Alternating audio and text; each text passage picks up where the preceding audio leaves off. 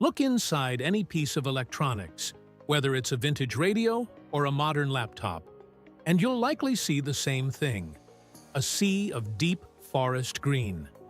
We've seen it so often that green has become the universal color for technology itself.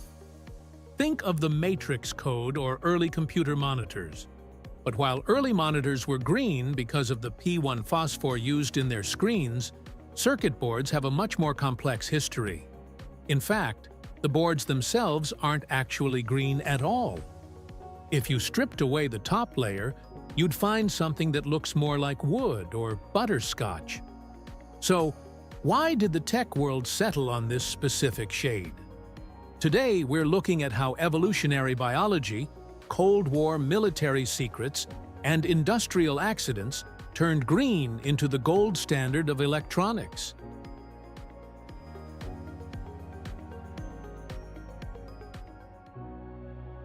What is a PCB, really? Before we talk about the color, we have to talk about the sandwich.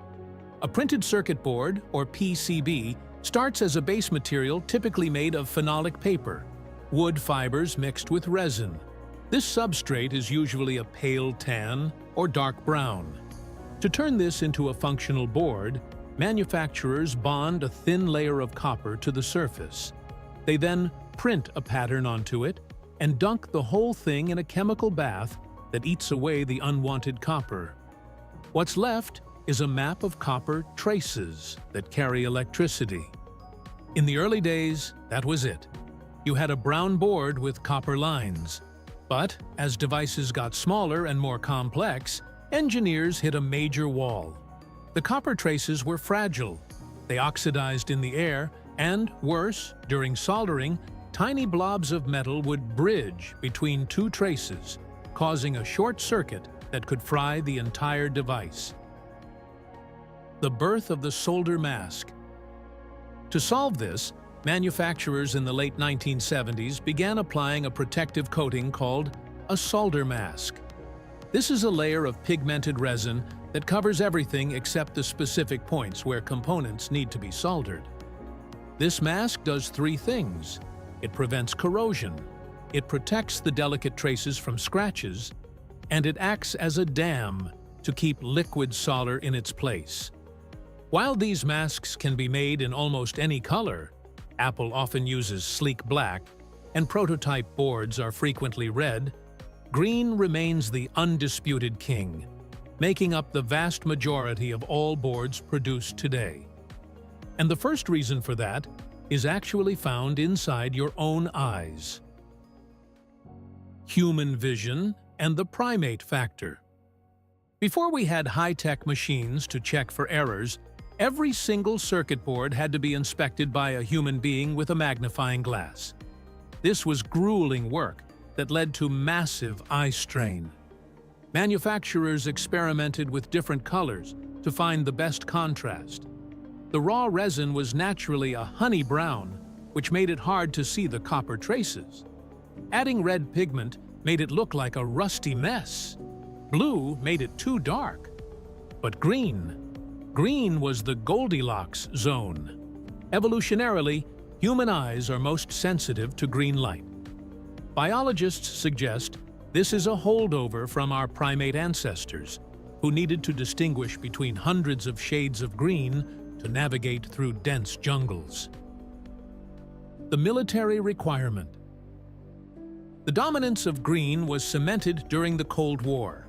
In 1954, the United States military conducted trials to find the most legible color combinations for equipment.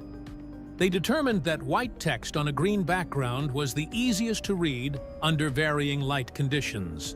Because the military was the biggest buyer of electronics at the time, they demanded that their circuit boards be green. To keep things simple and profitable, manufacturers started using the military spec green for their civilian customers too. By the time computer-aided inspection arrived, the industry was already locked in. The chemical edge. A green solder mask can consistently produce solder dams as small as 0.1 millimeters.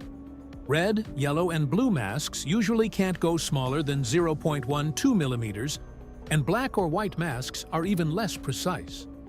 Interestingly, this isn't because green pigment is magical. It's because, since green was the most popular color, that's where all the research and development money went.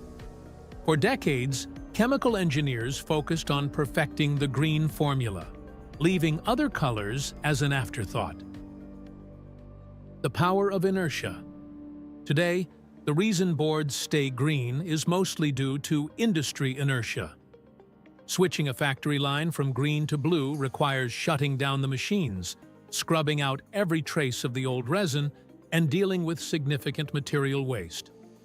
Since the circuit board is usually hidden away inside a plastic case where nobody sees it, most companies decide it's not worth the cost to change. So, the green circuit board is a perfect storm of evolutionary biology, military history, and chemical optimization. It's a reminder that in the world of engineering, if something works perfectly, we rarely find a reason to change it, even if it's been the same since the 1970s. Thanks for watching, and we'll see you in the next one.